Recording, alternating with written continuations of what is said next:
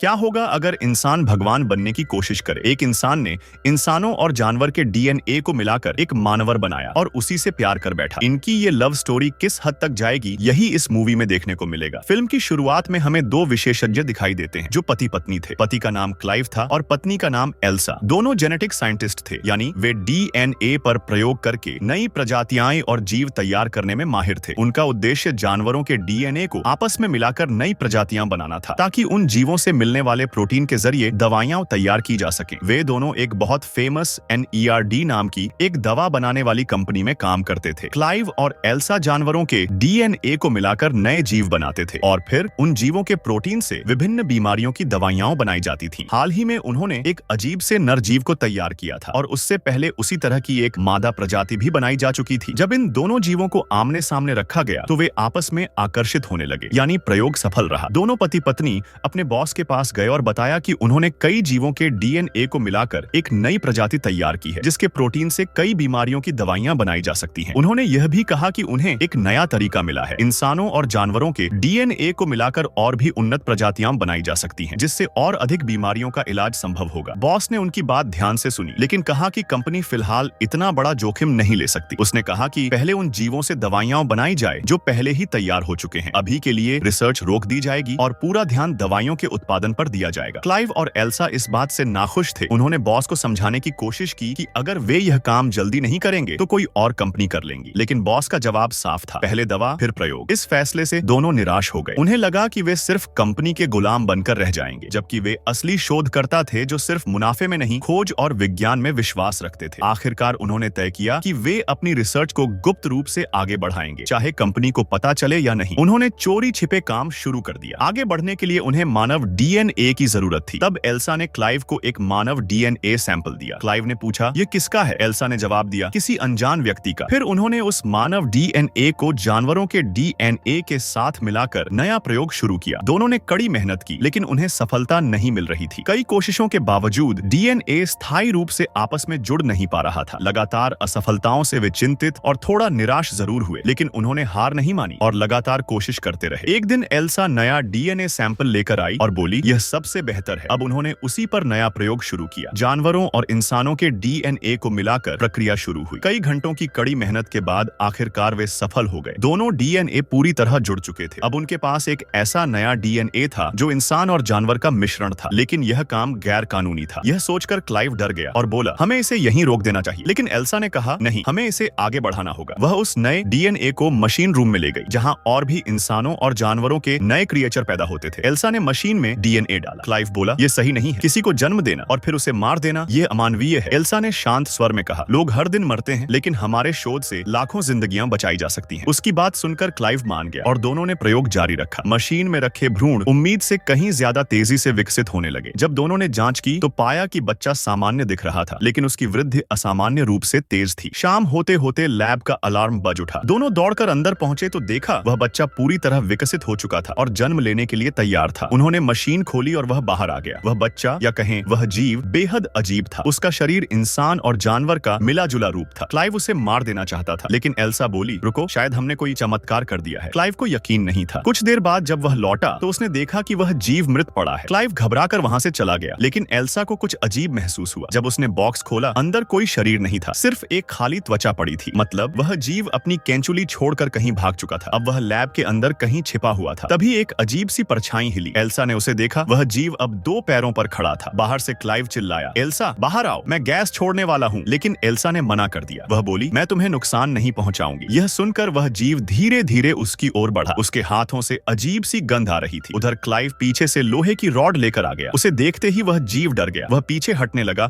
और गुस्से में चिल्लाने लगा। क्लाइव और एल्सा बाहर भाग आए। क्लाइव बोला, अब मैं गैस छोड़ दूंगा, इसे जिंदा नहीं छोड़ सकता। एल्सा ने कहा, रुको, पहले इसे बेहोश कर देते हैं। उन्होंने उसे बेहोश किया। जांच करने पर पता चला वह एक मादा थी। उसकी सांसें बहुत तेज चल रही थीं। डॉक्टरों के हिसाब से कुछ ही समय में वह खुद मर सकती थी। उसकी जान खतरे में थी। कहानी यहीं खत्म नहीं होती। कुछ समय बाद वह जीव धीरे धीरे बढ़ने लगा। उसके हाथ पैर विकसित हुए। उसका दिमाग काम करने लगा। वह सीखने लगा। एल्सा अब उससे भावनात्मक रूप से जुड़ चुकी थी। वह उसे खिलाती, खेलना सिखाती और प्यार से उसकी देखभाल करती। एक दिन एल्सा ने उसे कुछ अक्षर दिए और कहा, इनसे मेरा नाम बनाओ। लेकिन उस जीव ने NERD लिख दिया, वही शब्द जो एल्सा की शर्ट पर लिखा था। एल्सा खुश हो गई। अब वह सोच और समझ सकता था। तभी क्लाइव अंदर आया। उसे अच्छा नहीं लगा कि वह जीव लैब के बाहर घूम रहा है। उसने कहा, इसे अंदर रखो और इसकी पूंछ ढक दो। दरअसल उसकी एक लंबी पूंछ थी। एल्सा बोली, इसे जानवर मत कहो। क्लाइव ने पूछा, तो क्या कहूं? एल्सा ने कहा, ड्रेन, क्योंकि उसने NERD को उल्टा पढ़कर DREN और फिर ड्रेन बना दिया था। अब ड्रेन का अस्तित्व साफ था, एक नई पीढ़ी, आधा इंसान आधा जानवर। जल्द ही क्लाइव का भाई भी ड्रेन को देख लेता है और सारा सच जान जाता है। खतरे को समझते हुए दोनों उसे शहर से दूर ले जाते हैं। उसे एक फार्म हाउस में भेज दिया जाता है ताकि कंपनी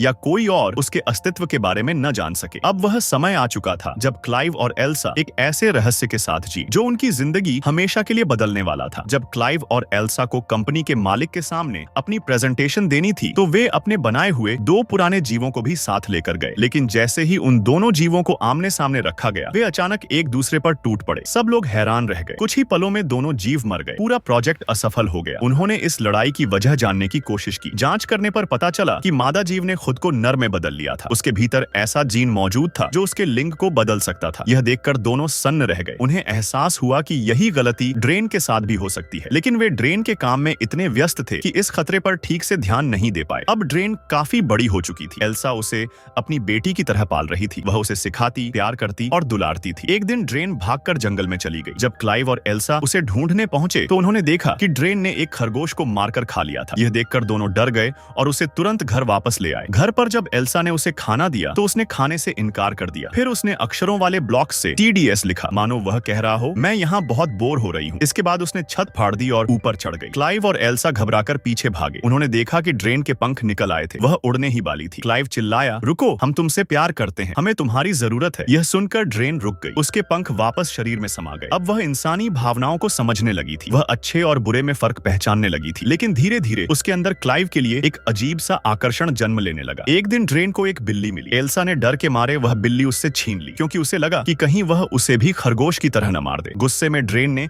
अपनी नुकीली पूंछ से बिल्ली को मार डाला। यह देखकर एल्सा ने उसे थप्पड़ मार दिया। ड्रेन गुस्से से बेकाबू हो गई और उसने भी एल्सा को थप्पड़ मार दिया। उसने एल्सा के गले में पड़ी चाबी खींचकर निकाल ली और उसे घूरने लगी। अब ड्रेन का चेहरा और शरीर बदलने लगे। वह तेजी से अधिक बुद्धिमान होती जा रही थी। उधर एल्सा ने कंपनी के लिए प्रोटीन तैयार कर लिया था। उसे यह जिम्मेदारी दी गई थी और उसका वैज्ञानिक काम पूरा हो चुका था। एक दिन क्लाइव लैपटॉप पर कैमरे की फुटेज देख रहा था। उसने देखा कि ड्रेन पानी में थी और सीधे कैमरे की तरफ देख रही थी। जब क्लाइव ने स्क्रीन को छुआ तो ड्रेन ने भी कैमरे की दूसरी तरफ से उसे छुआ, मानो वह समझ रही थी कि क्लाइव उसे देख रहा है। क्लाइव का दिल कांप उठा। वह ड्रेन को देखने फार्म हाउस पहुंचा जहां उसे रखा गया था। क्लाइव अकेला था। उसने आवाज दी, ड्रेन, तुम कहां हो? अचानक पीछे से आवाज आई, मैं ड्रेन नहीं हूं। फिर उसने इशारों में कहा, मैं तुम्हें पसंद करती हूं। क्लाइव बोला, नहीं, ये गलत है। लेकिन वह खुद को भी रोक नहीं सका। दोनों एक दूसरे के करीब आने लगे। उन दोनों के बीच वो हुआ जो पति पत्नी में होता है। तभी एल्सा वहां पहुंच गई। उसने दोनों को साथ देखा और स्तब्ध रह गई। वह बिना कुछ कहे वहां से चली गई। अब एल्सा को एहसास हो गया कि ड्रेन एक खतरा बन चुकी है। उसने उसकी पूंछ काट दी ताकि वह किसी को नुकसान न पहुंचा सके। लेकिन इस घटना ने ड्रेन को और भी ज्यादा हिंसक और आक्रामक बना दिया। अब ड्रेन पहले से भी ज्यादा खतरनाक हो चुकी थी। उसका शरीर लगातार बदल रहा था। उसकी त्वचा पर नई नई परतें उभर आई थीं। रात की खामोशी में वह फार्म हाउस से भाग गई। क्लाइव और एल्सा उसके पीछे पीछे दौड़े। वे दोनों डरे हुए थे क्योंकि अब ड्रेन का व्यवहार इंसानों जैसा नहीं रहा था। वह एक शिकारी बन चुकी थी। जब वे जंगल पहुंचे तो उन्होंने देखा कि ड्रेन ने एक जानवर का शिकार कर लिया था। उसका चेहरा खून से लथपथ था। एल्सा ने पुकारा, ड्रेन, रुक जाओ। लेकिन ड्रेन चीख पड़ी, तुमने मुझे धोखा दिया है। उसकी आंखों में गुस्सा भी था और गहरा दर्द भी। वह अब इंसान और जानवर के बीच फंस चुकी थी। क्लाइव ने उसे पकड़ने की कोशिश की, लेकिन ड्रेन इतनी शक्तिशाली हो चुकी थी कि उसने क्लाइव को दीवार से दे मारा। एल्सा उसके सामने आकर चिल्लाई, मैं तुम्हारी माँ हूँ। ड्रेन कुछ पल के लिए रुक गई, लेकिन अचानक पीछे हट गई। उसके पंख फिर से बाहर निकल आए और वह उड़कर पहाड़ की ओर चली गई। कुछ देर बाद जब क्लाइव और एल्सा वहां पहुंचे तो उन्होंने देखा कि ड्रेन का शरीर फिर से बदल चुका था। वह पूरी तरह एक वयस्क में बदल चुकी थी। उसकी आंखों का रंग बदल गया था। उसकी आवाज भारी और डरावनी हो चुकी थी। एल्सा के होश उड़ गए क्योंकि वह जानती थी कि पहले बनाए गए जीव भी इसी तरह बदल गए थे। अब ड्रेन का सिर्फ एक ही लक्ष्य था, अपने माता पिता से बदला लेना। अचानक उसने एल्सा को जोर से थप्पड़ मारा। क्लाइव ने उसे पीछे धकेला। दोनों के बीच भयंकर लड़ाई शुरू हो गई। ड्रेन ने क्लाइव को जमीन पर गिरा दिया और उसका गला दबाने लगी। एल्सा ने पास पड़ा पत्थर उठाकर हमला किया, लेकिन ड्रेन ने उसे भी दूर फेंक दिया। क्लाइव ने अपनी पूरी ताकत जुटाई और एक नुकीली लोहे की रॉड ड्रेन के पेट में घोंप दी, लेकिन ड्रेन ने भी